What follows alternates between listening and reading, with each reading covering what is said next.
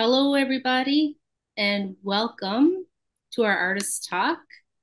My name is Heather Campbell. I'm originally from Rigolet, Nunatsiavut, but I currently live in Northwest River, Labrador.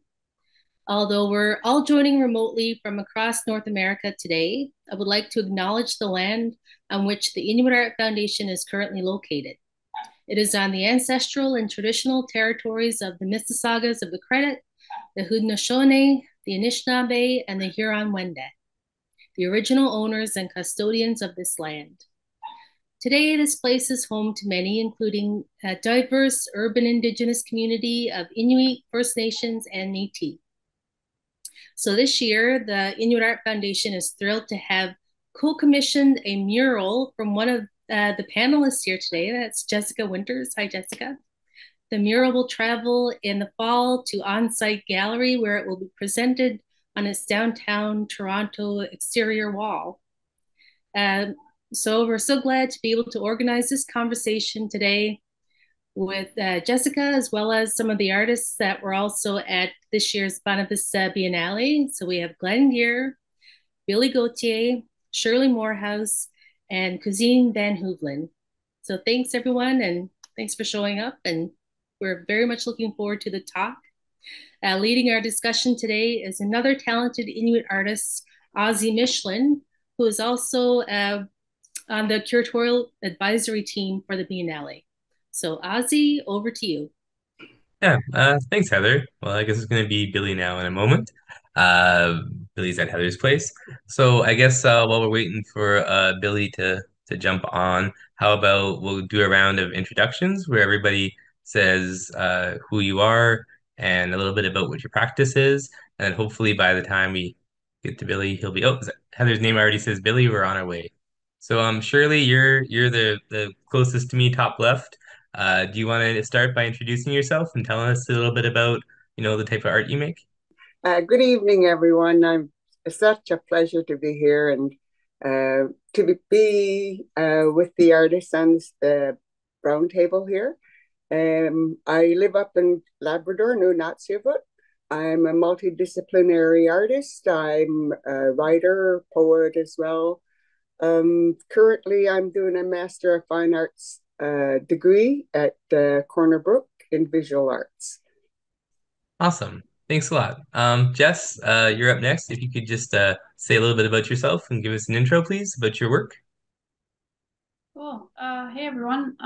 Yeah, I'm Jessica Winters. I'm an artist from Makhovik, Nunatsiavut. I'm currently based in St. John's, where I have a studio.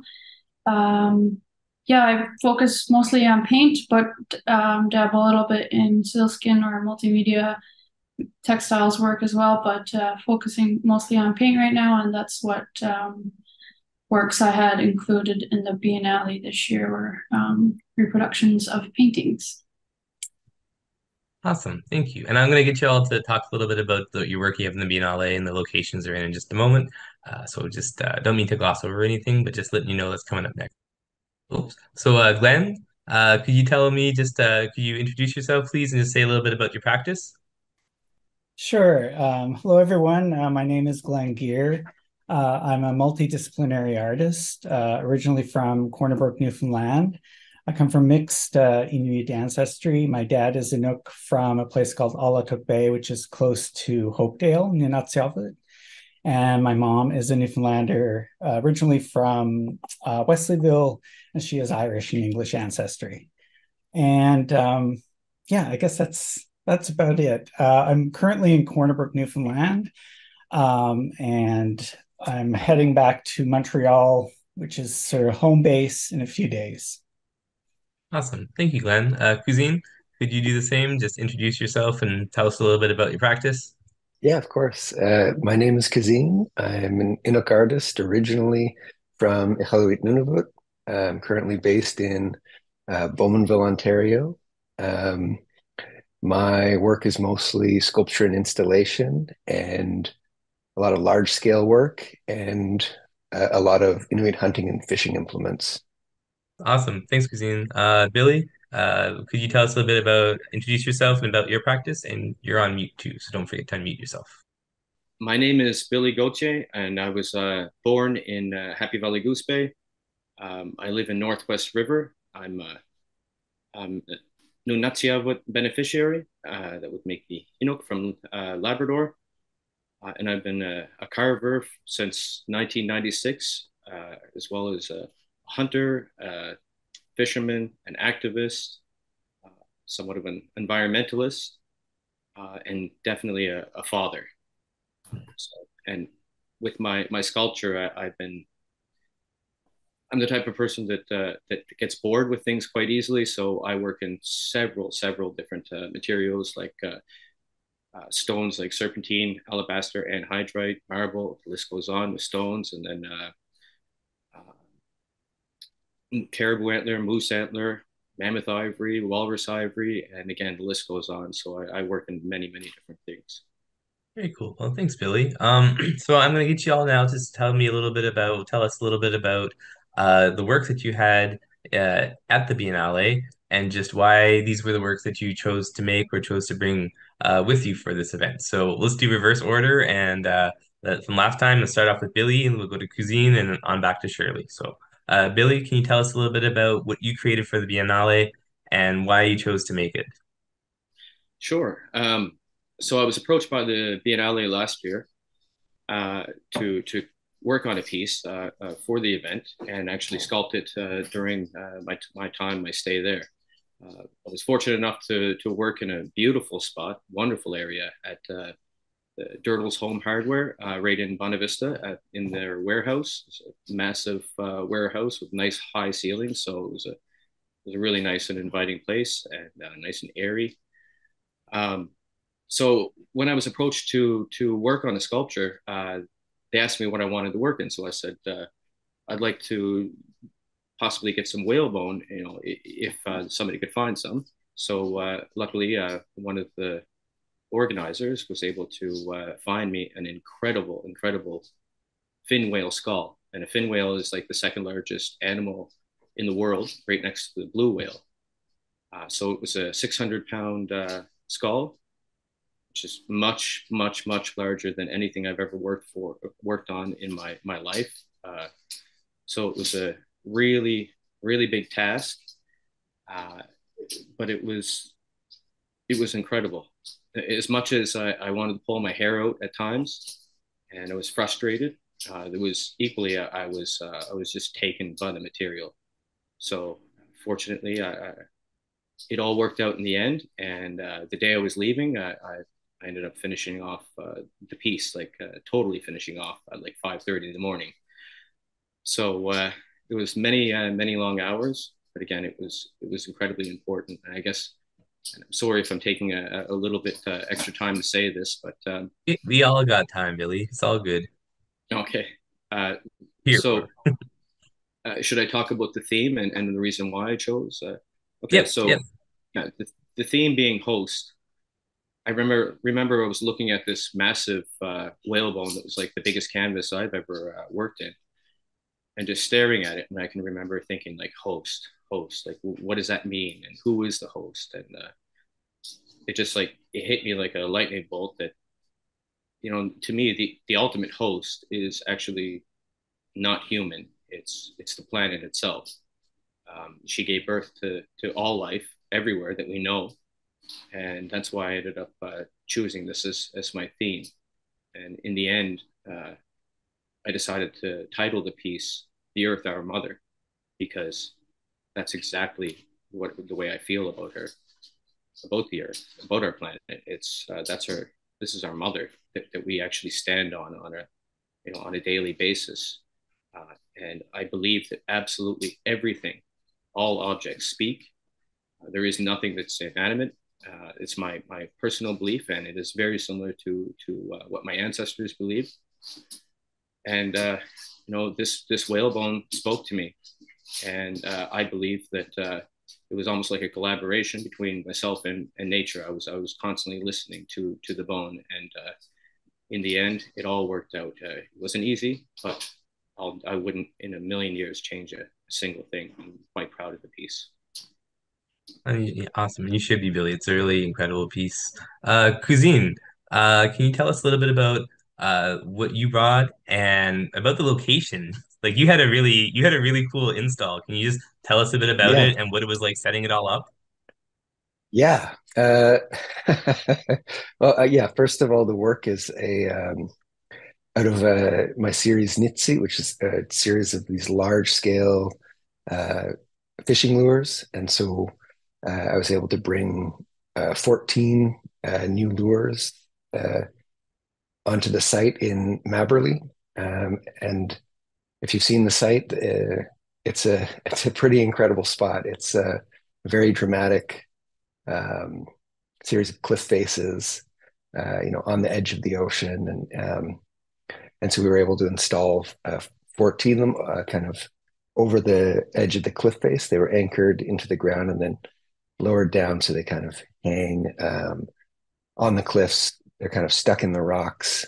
Some of them are down in the water, and some of them are kind of um, free hanging. So they're catching the wind and spinning dramatically and clanging off of each other and banging into the cliffs. And um, I've installed work from the series before indoors, but this is definitely the most dramatic version. They're definitely really activated by the wind, and also, they're in the environment they're kind of meant to be in. If you imagine them having a use as actual fishing lures, they're in the ocean, and so the site is really fitting for this work. And it's also a site that, in a lot of ways, reminded me of home, of fishing in the Iqaluit growing up, and the kind of amount of rocks and being on the ocean, and so the site kind of was well suited to that. It made me feel like this was kind of the right spot for the work, and kind of the type of spot I'd always imagined when imagining where my work kind of exists, because my work is in galleries a lot of the time, and that's the kind of the nature of it. But I feel like the work is kind of meant to be out, on the land and in the water and in that environment. But that doesn't necessarily always work. But a really terrific spot, and a spot where people were actually able to come out and see the work. We had a lot of traffic. I got to meet a lot of people, and it was very steady on the days that I was there. And even during install, we had a lot of interest, people driving up and wanting to know what we're doing. And uh, so the scale I'm talking about is the lures themselves are about 4 feet tall, and then with the hooks, they're almost kind of 6 feet tall. So you can see them. I used a bunch of very bright paints or highly reflective vinyl films. And so some of the work you can kind of see as you come over the hill driving into town. And so, yeah, we got a lot of interest. And I'm just kind of talking. So if I've missed the Yeah. original question a little bit, Oh, remind me. no worries. And it's true. It's in such a dramatic location that when you drive in over that little road and you just see sort of these flecks of color against the dark rock, and you know there's something there, and you get closer and closer, and you see you see your work, you see these big fishing lures, and it's just, yeah, you're right. It's such a cool location for it. Glenn, your location. Can you tell us a little bit about your piece that you had in the Biennale and the location it was in, and also, like, I was really thinking that yours exemplifies really the nature of the Biennale and how it was this big road trip around over 160 kilometers. And you know what do you think that you get some time to think as you're driving along and coming back from a piece? I'm just wondering, what are your thoughts on that? So just, yeah, a bit about your work and the location, please, and what was it like being out there? Right. So my piece was in an old cash shop that was in Lethbridge. And it's pretty close to Clarenville. And it's the site number one, like if you're doing the whole loop during the Biennale. And this cash shop I think it's been was erected it's about 80 years old, what I understand. It was Candy and Eugene Holloway who basically own the property and own the merchant shop, and they're in the process of restoring those original structures, and they want to, I think, at some point maybe open them up as like a coffee shop. I joked with them because they were really wonderful hosts and ambassadors for my site. I joke with them that they should open up a little artist studio in the merchant house, and I'd be happy to be the artist in residence again. But it's a wonderful site, and it has a lot of history as sort of a supply shop for the community. And basically, right now, it operates as like an antique shop, and they were kind enough to clear everything out of the shelves. So you go inside, and it's just all these rows of shelving that different merchandise will be in. Everything was emptied out, and I placed many different photographs of things like seashells and things that I had beachcombed and collected. The piece as a whole is called Katitsuik, which means to collect or to gather in our dialect.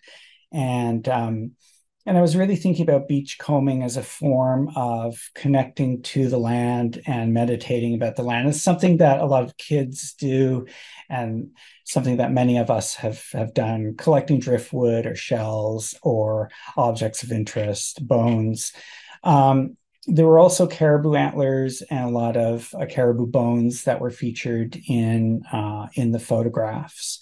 And those bones came from a good friend of mine that lent them to me. They were used by many Inuit children in Nunavik as sort of toys, like building blocks.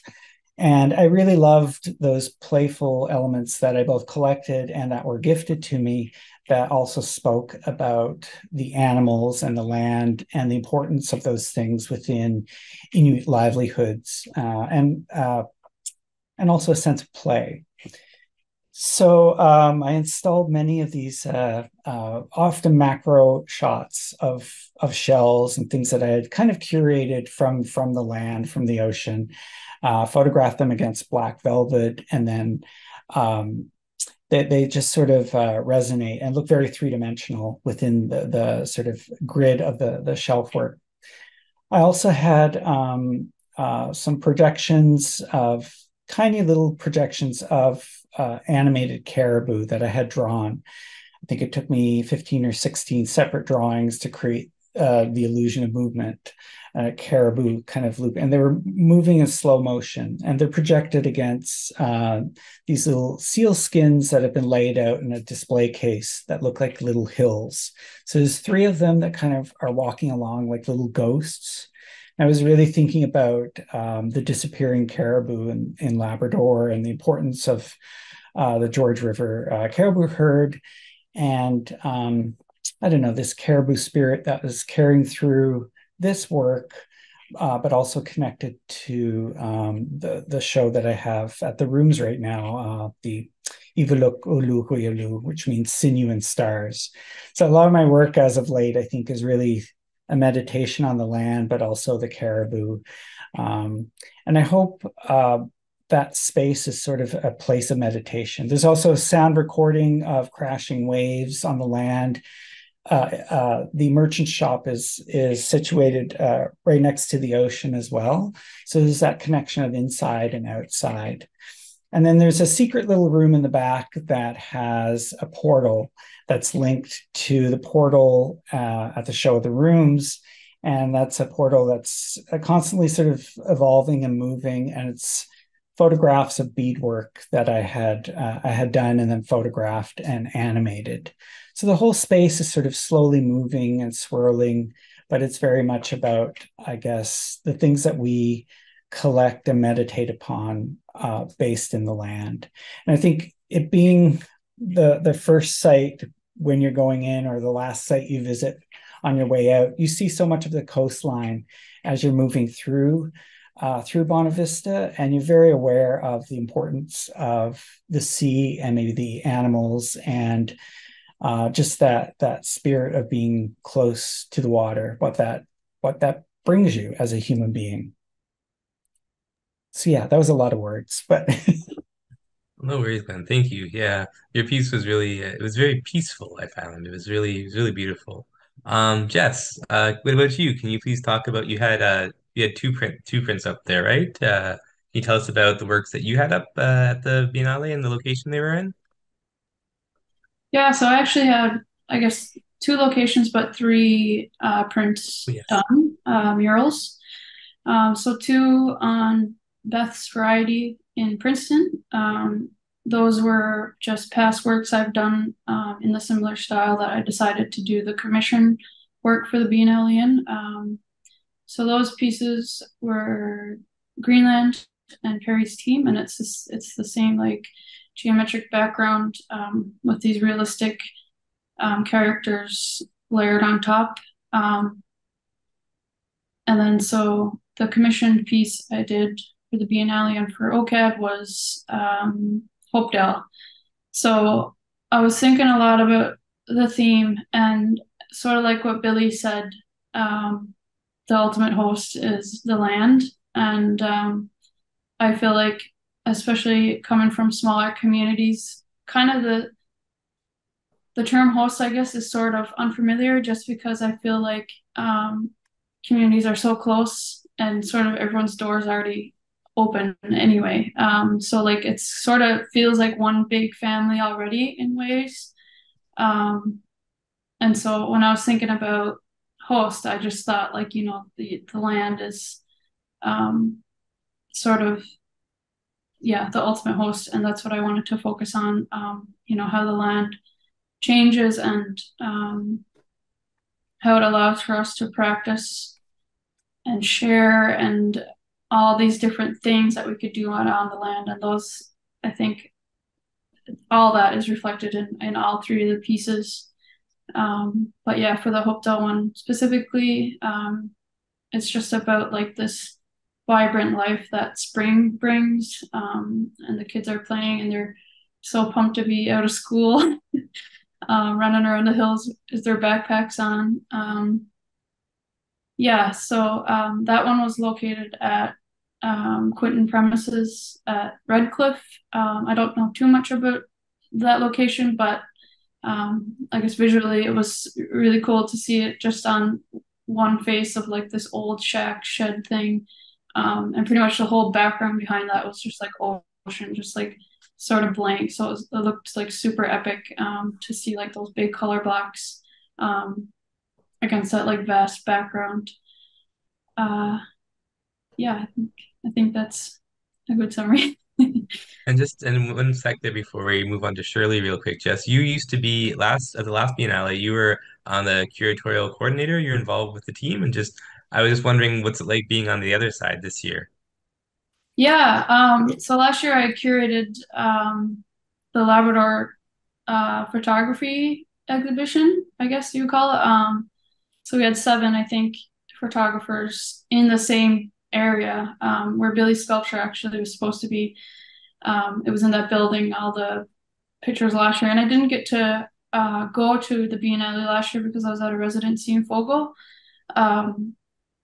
But yeah, so for me, it feels like a super long time coming of being involved in the Biennale, but not being able to be there. You know, we did all the planning, the curatorial planning on Zoom and stuff last time. So it was really nice to actually go there and get to see all the different sites and meet all the people I worked with last year and this year. Yeah, so it was super like full circle and yeah, I was grateful to be involved as an artist this time. Awesome, thanks. And Shirley, how about yourself? Can you tell us a little bit about the piece you had and the location where it was? And what was it like seeing it all, all set up there? I was in Port Union. Port Union was the first town that was built by a union. So it was a fishing town that wanted to have their own fish market sales instead of set by the other markets in St. John's or whether. So Port Union itself was a town that was built by all union labor. It's one of the historic sites. What Port Union also wanted to be self-sufficient. So they had their own electric system, and they also had their own water system as well. So they were the first places on that Bonavista area to be having electricity, and the local towns like Catalina and the towns around, they wanted electricity because Newfoundland wasn't supplying them electricity. So the Union Town power started to grid out. So I was in the Port Union House Arts, and the Port Union House Arts housed 2 artists there this year for the Biennale. The Union House also as well, they're like a place where people can go, and they have like community gardens or community events or community suppers. So it was one of those places that was right downtown. When I was asked to be in the Biennale, I was really honored. I thought about what I wanted to do, like as a host. And there are a multiplicity of words, and symbolisms and things that can go with the word host.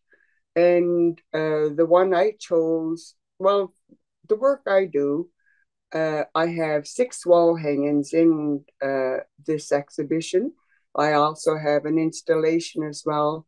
And the one that I'll be talking about at the moment is the one that I created for this exhibition. As I said, I like my work to have a multiplicity of meanings. And I beaded a 15-pound rock. 15-pound rock is almost 2 of these, right? But a lot heavier. About 20 odd years ago, I was walking up the bicycle trail, and there was a half marathon that was running up on the bicycle trail at the same time. So I was there like doing all my good little business of cheering them on because I was only walking. And then on the way up to the end there, probably just under a mile, I seen this most gorgeous glacier rock.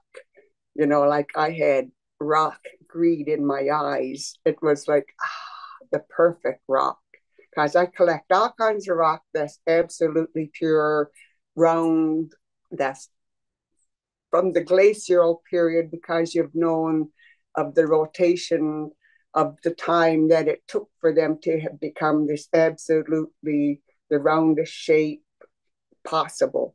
But there is this magnificence that was just right there. And I thought, buddy, you're coming home with me. And so that was a mile away. And so these marathoners were still going by, and I picked up this 14-pound rock, and I figured, well, I'll get you back home. And the thing about it, I ended up carrying it on my hips like it was a child, like cradled on your big hip bone, and then switch it to the other side when it got to really kind of heavy. And then, but mostly it was like cradled right in the soft of my belly, like I was cradling a great big 14-pound stone. I didn't know what, I knew I wanted to beat it. Right then and there, I knew I wanted to beat it. I didn't know how I was going to beat it, when I was going to beat it, but it stayed in my in my eyesight all the time. So this past winter, I took it inside and I gave it the old clean brush and everything, and I figured I'm going to beat you now. But this rock represents more. It's the evolution of glacial time. Like that was a big rock at one time. It was probably a big part of a mountain till it got to this size. And I was thinking about the glacial time the time, human time that it took me just to grab this rock and walk it home. I was thinking about, the time between I picked it up and the last time the glacier had it. But also as well, when I was thinking about that rock, it represented to me three things. One, it represented the earth, because it is the earth, is of the earth. But I wanted to encapsulate the earth. So in a way that you could see the beauty of the earth within the meshes, the meshes themselves. So what I use for the meshes, like I use recycled materials, I use found materials, but I try to use natural materials when I can, and materials that's going to be thrown away. Because I figure, well, if I'm going to be used something, I'd like to use something that's already been used. Or if I use something, I'd like to use something that eventually. So with that, I got started saving different mesh bags, different plastic mesh bags from that covered the mandarin boxes at Christmas. Those nice meshy bags like that. And then I staged those yellow mesh bags, some onions, and orange mesh bags, some color oranges. And so I had a variety of mesh there as well. And I had mesh from fly screen as well. So the first thing I did was covered the whole of the glacial rock with this mandarin box mesh. The mandarin box mesh has a better textile tensile plasticity to it, so it was able to, like a really good pair of Spanx or something, it like straight onto the glacial rock, but it was split enough so it wasn't split, but you were able to see the in between there. So I sewed up the bottom of the mandarin bag on the bottom of the flat side so the rock had stability. And so when it went over to the top, it still had enough plasticity, plastic memory, that when the bag folded back on itself, it folded back on itself in an open like this. So it was almost like, to me, then I started thinking it's the bottom of the ocean, like when you're down in the bottom of the ocean and you've got a big, deep rift, and the hot gases and heat is coming up from the bottom of the ocean, and you can see the heat and the steam coming up and all of those things, but you'll see all of these little wondrous things that's growing on as coral. So, and my third thing for that rock was from the universe.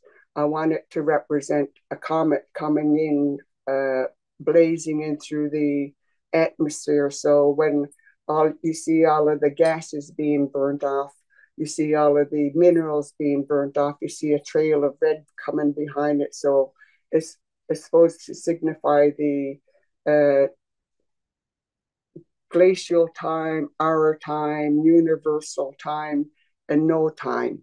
And so with those three, the earth, the comet, and the oceans, I used a lot of the plastic recycled materials to show that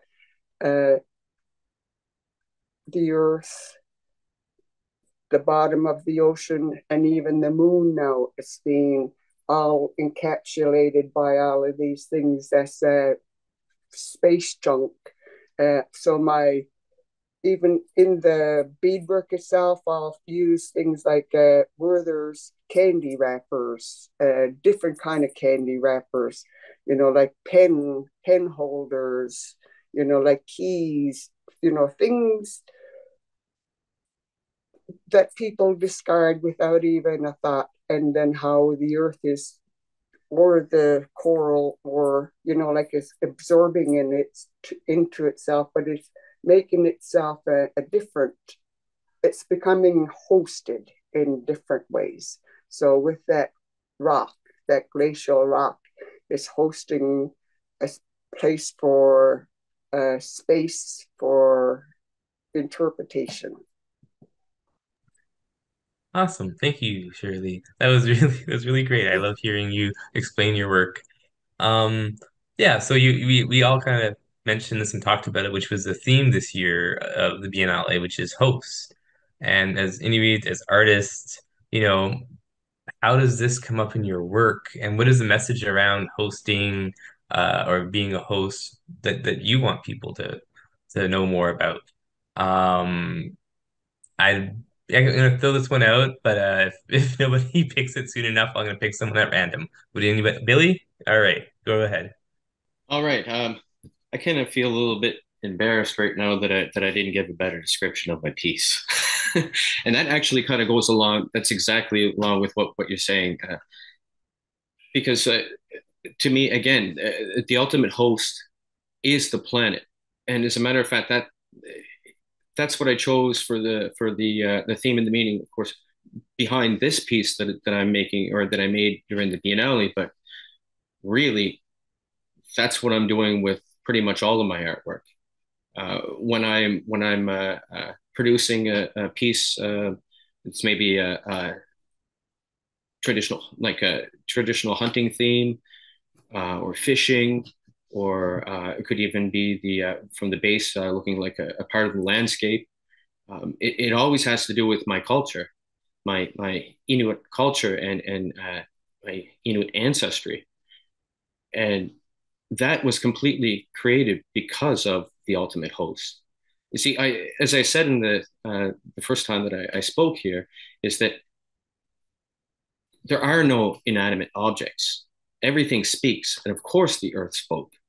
Every single part speaks. Everything has a voice, and my ancestors understood that. And I'm fortunate enough that I spent enough time on the land that I can understand what it's saying. It's I believe that it's the most important thing for people on the planet to really understand is that the earth has always spoke. And the only reason why she's not so peaceful with us now is because we have our closed ears. We're not listening. We don't pay attention. We seem to think that she's not alive, but she is 100% alive. And you can't tell that when you're sitting down in front of a video game. And I'm not saying that people shouldn't do this, but the truth is, you only can tell and you only can actually hear her voice when you're outside. Like we shelter ourselves inside of our homes. And especially, I'm not trying to take this away from people that live in a city, but if you live in a city and all you're hearing is all these man made sounds, you don't hear her voice. And how can you believe that she's alive? It's only from getting out of maybe your building, your apartment, or your home in your suburban area and getting out into nature that you can hear her voice. And unfortunately, now, because we don't listen, she doesn't speak anymore. She yells. And the way she's yelling is through floods, droughts, warming up the planet, melting of glaciers, forest fires, more intense hurricanes and earthquakes. I mean, she's yelling over and over and over and trying to tell us what she wants. And I mean, there are some people that are listening, but there's 8 billion people on this planet and they don't actually listen enough. And if we don't do the right things, scientists can easily tell us what's going to happen. Our ancestors, they knew what would happen. If they didn't pay attention, they didn't respect, and they didn't listen. I'm really fortunate that you asked this question and you threw it out, and I was able to speak a little. But if you don't mind, I knew I wanted to read this. I have a little something that I wrote. See, when I was sculpting, so many people were coming in, and I was giving the story of the piece. But again, just like anything else, when you're working on it, it evolves. And by the end of it, the last day, I wrote a little something, and I'm planning on writing more to go along with this. But I'll read it right now, if you don't mind. Yeah, of course. And please bear with me. I got to admit, I'm not the greatest speaker, and when it comes to reading, I've always been a little bit nervous to do this, but I got to do this. I feel I need to. So the key to unlock every single question you could possibly ask is to listen and to understand that everything under the sun and above speaks. Everything has a voice. All of the major failures of humanity come from greed. Never put yourself, even your loved ones, or the 8 billion living humans today on this planet above the countless generations that may be in the future. The generation that can realize this will be the ones for the rest of humanity. They'll be known as the ones for the rest of humanity, as the greatest heroes. This is not just a belief, it's simply the truth. Because unfortunately, if we don't change our ways, we don't do what she says, because again, she's yelling at this point, she'll get sick of yelling eventually. And when she's done, she'll get rid of us. And I don't believe that's going to happen. That's why I'm speaking about this right now. This is why I made the sculpture that I made, because we have to understand that she speaks and now she's yelling. We can fix it. We can change things. And it'll be the next generation actually that will be the heroes. And I'm positive, because the only other possibility is there won't be future generations. So either we do things that are right, and we can actually be that, we can be elevated so high. And I'm not saying do it just for your own self, do it for humanity. It's just simply that's what's going to happen. We need to make the changes. And I need to know and believe that we will, because I have a 22-year-old daughter. That means everything to me that's alive on this planet today. But I'll even tell her, and I've told her specifically, you are not as important as the planet, though. As much as I love you, you'll never, ever, ever be as important as the planet or the future generations, all the future generations of people on it. And I believe that she believes this. And because of that, I know that she's going to live a good life and she'll do the right things. And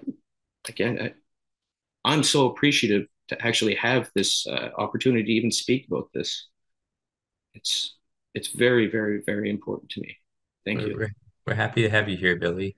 Cuisine, I know that you are Papa yourself. You have a young girl who's like pretty new to this world, and I'm just wondering, how do you think, like Billy was saying, as an artist, as an Inuk, how can you use your art to kind of help people have these sort of conversations, these kind of difficult conversations that we need to be having now? I'm just wondering, do you address this in your work, and uh, how do you express it? Yeah, I mean, in some capacity, and well, thanks for your passion here, Billy.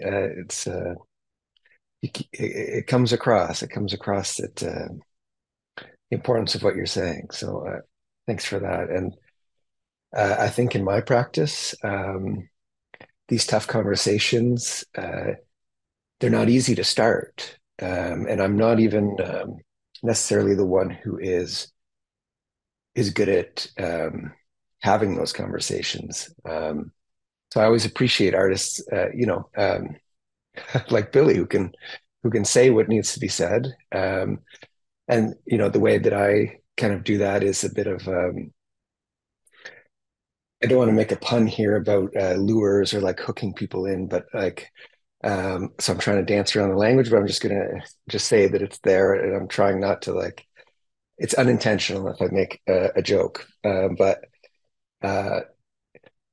with my work, I like to get people interested first. I like for the work to be immediate. It makes sense on some level right away. And often for me, that the approach is in a fun or playful way. And so that kind of invites people into a conversation. They're already interested in the work. And so when they approach, and something like fishing lures that I think a lot of people have fond memories of or have some kind of story to tell. They're already willing to kind of share something. And it kind of puts you on a plane where there's a kind of a back and forth. I think a lot of Inuit art, especially, people come to it with their own ideas, pretty set in stone a lot of the time. Like you get people who are really interested, and then you have also people who want to have an argument with you about something they don't know anything about, sealing industry or fishing practices or the types of animals we eat or anything like that. So I find that if I can get people on if I can have people approach me and my work with interest, they're much more willing to listen. They're much more willing to have a conversation with me. And even if I'm not present, they're much to, maybe read a didactic or become interested in Inuit art, other Inuit artists. But there's an interest there. And if I can get people's attention in a way that is subtle at first, then I think that's a really good avenue to then dig into some deeper conversations. And also, it's for me, making the work does that. Sometimes not being able to express my frustration or, just things that are going on in the world that are kind of difficult for me to process, that are overwhelming. If I can kind of work on my artwork and kind of bring that into the work, even if it's not evident in the final piece, that really helps me. Like it gets me to a point where I can actually process those feelings. So I don't know if that's a very tidy answer, but that's my strategy nonetheless. And it's I think I've kind of found a place where that works for me, to kind of be able to have artwork that is immediately interesting, but then kind of can speak softly about some of the kind of heavier topics that are kind of ingrained in the work. I think that's my answer. I don't know. I hope that makes sense. Well, yeah, totally. That was great, Kuzine. Thank you. Glenn, what kind of conversations do you hope that your work, or particularly your piece that you had at the Biennale, what kind of conversations do you hope that this sparks amongst people who see it, and what do you want them to take home from it? I think for myself and a lot of the panelists and a lot of Inuit artists, I mean, we have different connections to land, but those connections are maybe very diverse, but they're also very, very strong and they run very deep. And that's also a connection to one another and a connection to culture. So I think in all of our works, there is that real reverence and understanding that land and the animals, the bounty of the land, and connection to homeland, wherever that may be, is really kind of fundamental, or is a thread that connects us all and connects our work.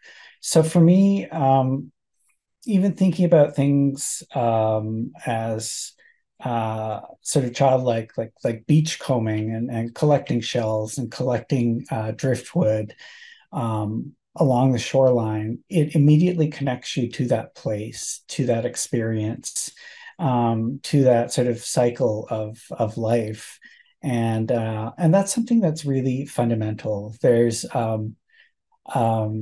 that sense of connection also it comes with like a kind of sense of humility as a human being, knowing that you are also an animal, you are also connected to these larger ecosystems, to these larger weather systems and climate systems, and that you are an organism on a much, much larger organism known as Earth. So, I mean, what Kuzine and what Billy have already said, yeah, like 100%, I feel that that's very much the place from which my own work comes from, that sort of basic understanding. So there's a real connection to land and a real reverence for life that hopefully comes through in, these simple acts of like collecting pretty rocks, or, even if it's glass that's been worn by the sea and the tides. I mean, knowing and observing and listening to those natural processes is something that I think resonates in a lot of my work. So I hope to sort of create these softer spaces of reflection and contemplation, of connection to natural surroundings, and maybe understanding and listening to those things that come from the land in a different way, in a way that's more experiential and maybe more linked to a human body, So I think throughout a lot of my work, there's also traditions of storytelling, but maybe in a non-linear way, in a way that is connected more to the kind of ebb and flow of sort of those natural processes. I hope that people reflect upon, things like the disappearing caribou in our own homeland, that maybe have larger conversations around, the sale of seal and seal pelts, and how difficult it is to even take seal pelts outside of the country. And those conversations can come up. And there's a way of maybe introducing people that don't know a lot about those sorts of things, to introduce that conversation into maybe into seeing the installation, while they're visiting. I hope that my work is sort of a point of reflection and meditation again. So those are sort of things that I'm kind of looking at in my own work, looking at the connections between land and people and animals and the cosmos and those life cycles. Awesome. Thank you, Glenn. Jess, for you, you mentioned earlier as well that you interpreted host to mean the land and the earth. And I'm just wondering, yeah, in your practice in your artwork, uh, how do you talk about host, and what kind of in the sense of like, the land, and what kind of conversations are you hoping to inspire with your work that you had at the Biennale? Yeah, I've been having all these trains of thought since Billy spoke, and I've thought a lot about all this kind of stuff, basically since I met Billy and since I curated some Natwina Lungi Dutluni for Billy, his major solo at the Rooms. Yeah, for me, I've always sort of swayed back and forth between, being this, I'm Inuk, so I should be an activist and I should advocate for my community and the land, and stress out about it constantly. Between that and being, I deserve to just live and paint pretty things and not, carry this huge weight of responsibility. So I think where I've landed on right now is in between, I guess, sort of the sweet spot of that. I try to focus on mindfulness and presence as an individual. So for me, I feel like, I guess in my generation, sort of, I guess everyone probably can relate to this, but everything feels so busy and like stressful, and you're sort of like disconnected.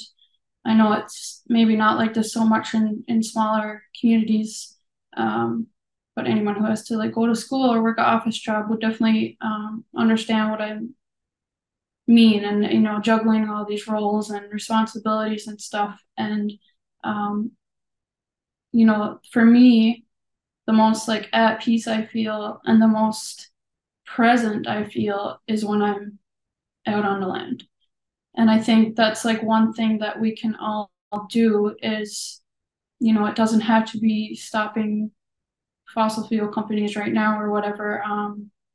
It's sort of getting more in touch with yourself and like becoming more mindful and more present in your day and making more like conscious choices, for your health. And when you care about your own health, like that's just in turn going to help people around you and the environment.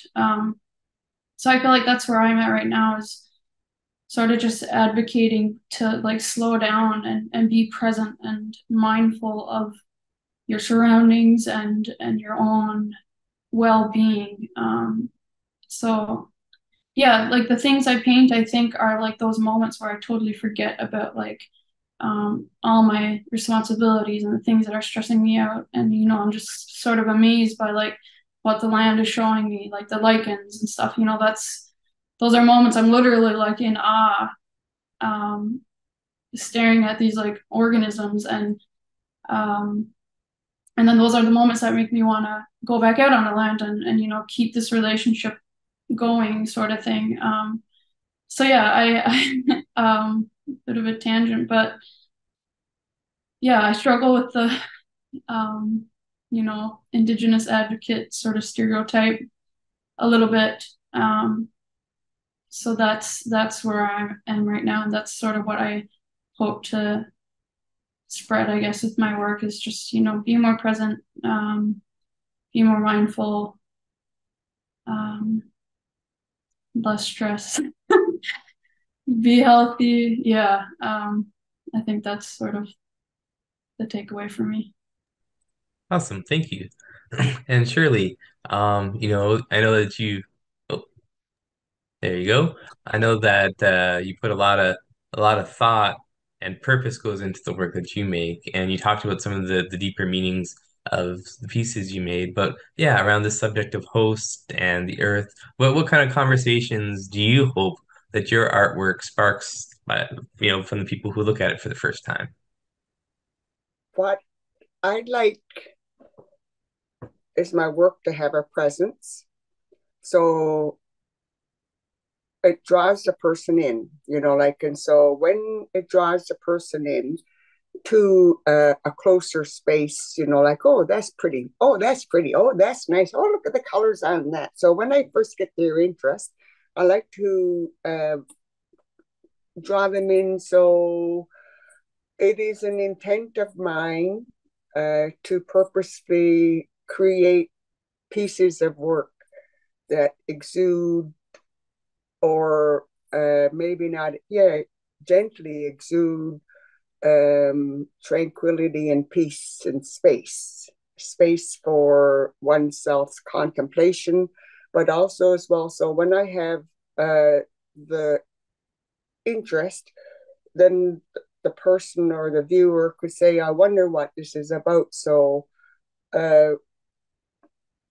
when I hand stitch or hand bead, I think to myself, like one stitch, one breath, one bead, one breath. And so I work from a contemplative state, and then I go into a meditative state. And then so I hope that transmits itself into any of the works that I do. So when people follow the lines or the individual stitch work or individual beadwork, I've asked them to follow the rhythms there, so it gently calms their mind down, and then it calms their body down. And so then they enter themselves into a more of a contemplative state to appreciate the work. But when they themselves enter into a contemplative state, they go through their world in a calmer state. But with my works, though, with that intent, um, I do try to address different issues. I try to address like the geopolitical issues, the social issues, but women's issues, but this time it was no issues at all. But I just wanted to show that environmentally, Inuit people, like as Billy said, many, many, many years ago, we were the canaries or the partridges, culturally, whichever way you want to say, like we were given the warning about the winters becoming shorter, like, and that was 30 odd years ago. So 30 odd years, like my pieces, interestingly enough, my pieces address a lot of the hydroelectric dams that's going on here in Labrador, just up the road from me. And when I say up the road, it's just like up the road, and what it's doing to our river systems, and the methyl mercury that's accumulating behind the bridge, the dams there, and then it's getting into the fish, and the fish are being polluted, and methyl mercury is going to be ingested into the people. And so to address that, as I said, I try to use a lot of recycled things that people don't use anymore. And so I gently asked to people reflect, like I'm, as Jessica says, like they try to put you in boxes. You're an Inuit. You're now an environmentalist. You're an Inuit. You must stand on this, this, and this, and other. Like when I first started in doing my artwork, like I had restrictions put on my wall hangings, like my wall hangings weren't Inuk, because it never had the bindings going around the edges or this, that, or the other. So it's always trying to box people into, it shouldn't be a box, like it should be, if it's a box, it should have lots of holes so there could be dialogue or going in and out, so there's a multiplicity of ways to address different things, but it shouldn't be the priority of Inuit artists to be addressing the environmental issues, because, like as artists, as any other artist, like or anywhere else, like you don't ask to be addressing, and why don't you do environmental issues or whatever, like you're just buttonholing people into little buttonhole spaces, when if people want to create art that's environmentally getting the conversation going, that's well and fine, but I don't think it should be the main factor. And as a host, like I wanted to address the system of host, within the rock system of itself, as of giving hope, like the earth and the peoples who care about it, they're recycling, they're trying to do their best that they can, against the multinationals and whatever, but even one rock at a time, one compost at a time or something, like there's a multiplicity of ways to address the environmental issues. Awesome. So my last question is just about there was such a huge Indigenous and specifically Inuit representation this year at the Biennale, and a really great Labrador presence too, because there was you folks plus Marianne Trashaway. So there was a really good representation, and I think that this is rather new for the island to get such a big cross-reference of Indigenous artists coming through. Not saying that you all are the first, but just saying that it's really special when something like this happens. And I'm wondering, from your perspectives, what was it like seeing so many other Inuit or other Indigenous artists making up such a huge percentage of the representation, and specifically in Newfoundland, if anybody has any thoughts on that. Whoever wants to take this one, be my guest. Well, for me, it was really exciting to see so many Inuit So many friends and new friends that I've seen, and one of whom I'm just meeting now, Shirley. I know your work, and I've been a fan for a while. It was just, for me, it was really, it felt like coming home. Like it felt like Indigenous Thanksgiving in a way, the way it should be.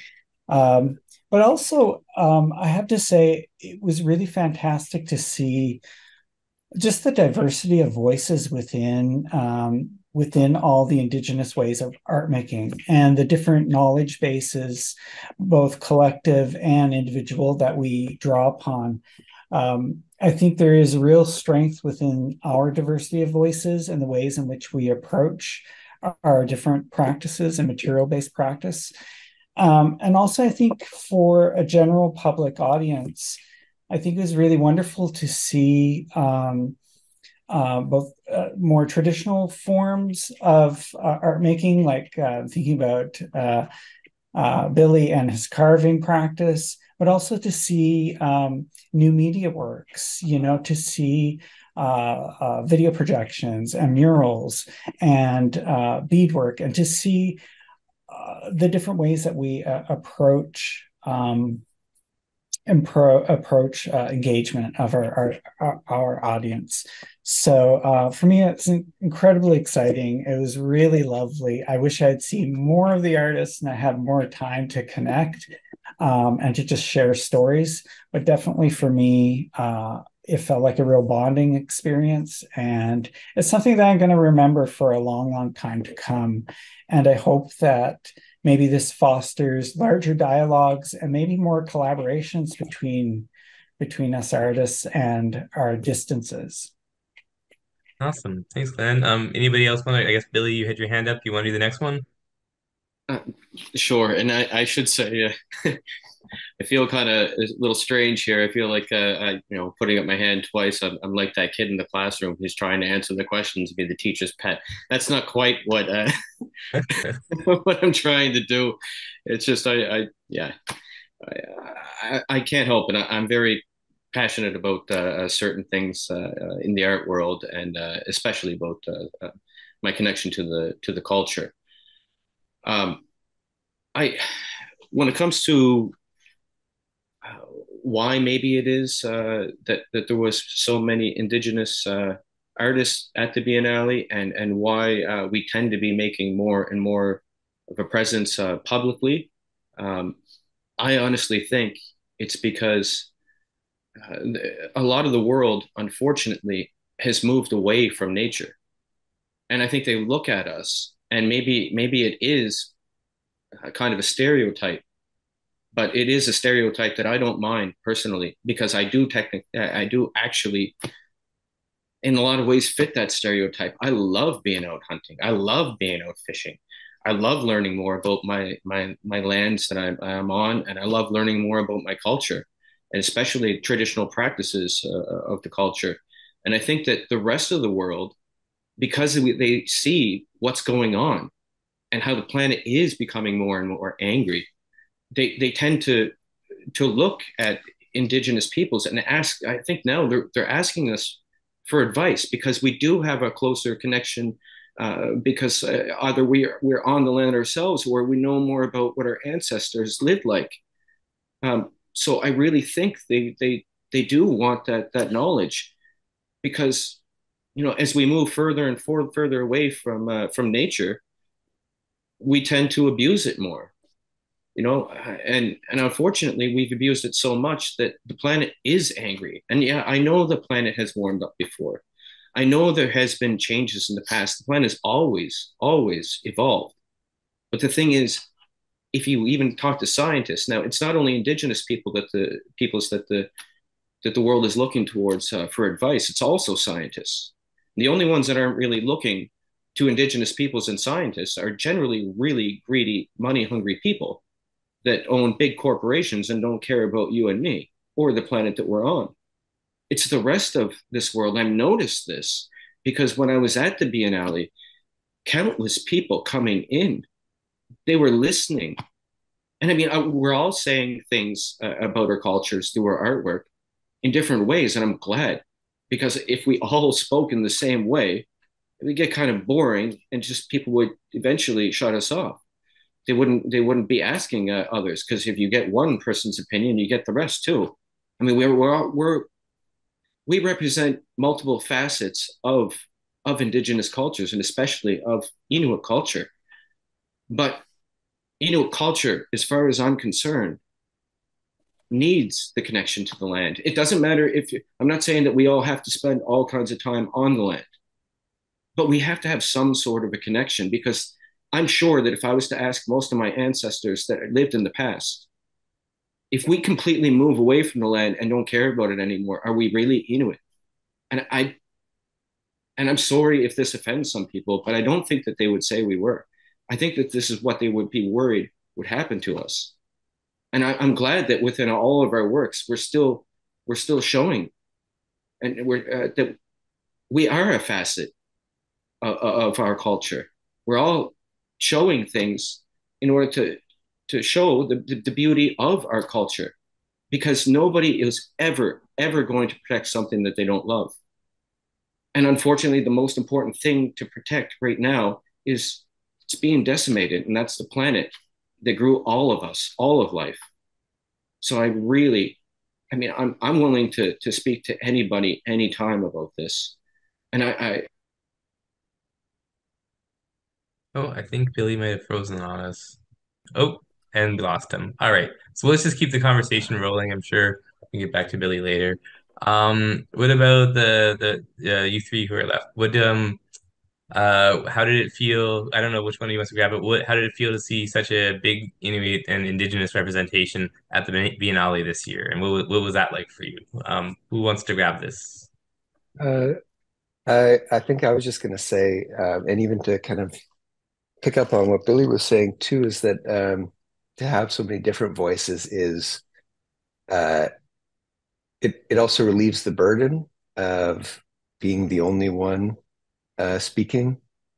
And I think this kind of came up in some of in a few people talking earlier, but the kind of responsibility to be the voice of an entire community is often, too much. It's too much for one person. There's not one person who can do that. So having a group of Inuit and having, getting to speak with and spend time with other Inuit and other Indigenous folks, during my time at the Biennale was it was so great. It's just it also gives you you have a sense of security, and you're not the only person, and you know that it's you know as Billy was saying, you have all of these voices, and you can kind of speak to what you know, and the next person can speak to what they know, and the next person can speak to what they know, and that kind of strengthens, um, the everything that's being said, what everybody's bringing, you know, to the Biennale. And I try to, um, you know, especially when I'm doing like a site specific work or making work that is in a community that's not my own community, I'm trying to bring my own art practice, my own culture, and bring it into that space. And so when you have a bunch of people who are able to do that, you have, a really rich look at, uh, at Inuit art, and I think it made a really excellent Biennale, and it was also for me just really fun. It was really fun to see people, to see friends, to meet people that I was kind of aware of, or maybe had talked with in an email or something, but to actually get to spend some time with people and to talk with people and to meet new people. That's always just really exciting, and I feel like it's it for me, it gives me a lot of energy. And sometimes making artwork and you're putting it out in the world, and then it gets shipped off, and you hope it's well received, or you hope that it's received in the way that you think. But then to actually get to spend time with your audience, to get to spend time with the kind of people you're making artwork for. And I say that, my audience that I have in mind when I'm making artwork is other Inuit. And so also knowing that other Inuit get to come and see my work, that's huge for me. It gives me so much, and it's so, yeah, it's so reassuring. I could go on, but I'm going to keep it a little bit more tidy. I'll stop there. Shirley, what was it like for you seeing, such representation of other Inuit artists and in larger other Indigenous artists as well at the Biennale? It was like this. It was absolutely wonderful. And there's some more. It was wonderful because um, I've been an artist, Inuit artist now for over 30 years. So it's a pleasure and it does my heart good to see Inuit art now are curating their art. We have Inuit artists in training. We have this Biennale was so wonderful because it included new and established artists.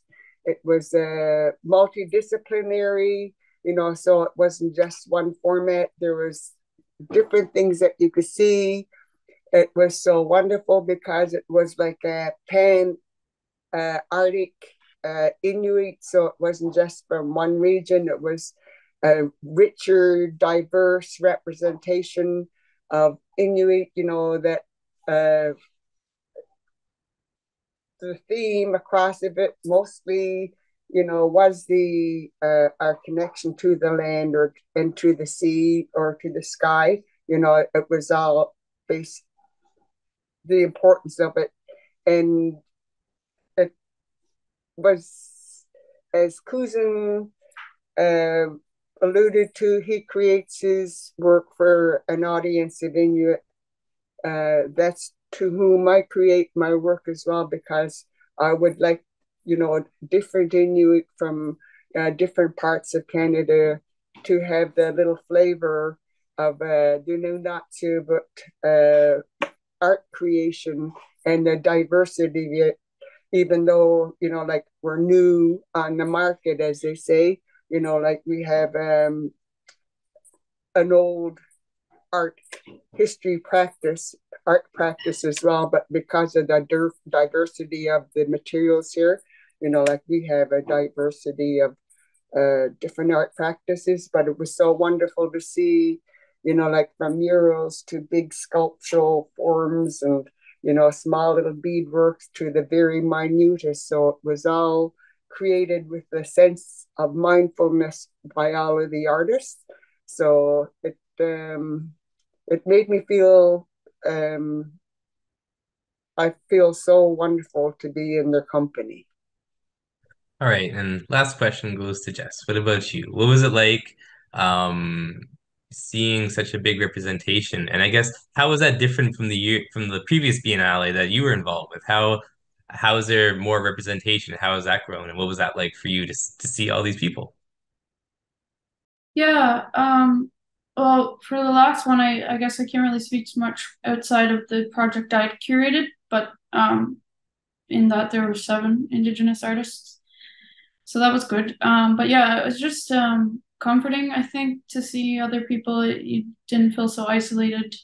Um, I sometimes feel isolated in some of these big art world things, especially not so much as an Inuk, but as a self-taught artist. I think sometimes I get a little not insecure, but question if I sort of belong in the art scene. So yeah, it was nice to see, and yeah, hopefully that stays the same next time. Awesome. So I just want to thank everybody, Nakumik. Thank you so much for coming out. Thank you for sharing your artistic practice with everybody at the Biennale. It was so great seeing everybody there, and I can't wait to see what everybody comes up with next. And also, this is being recorded, and it's going to be up on the IF YouTube, I believe Heather said. So if you want to check this out later on or want to share it with anybody, go right ahead. All right. Thanks, everybody, and have a good evening.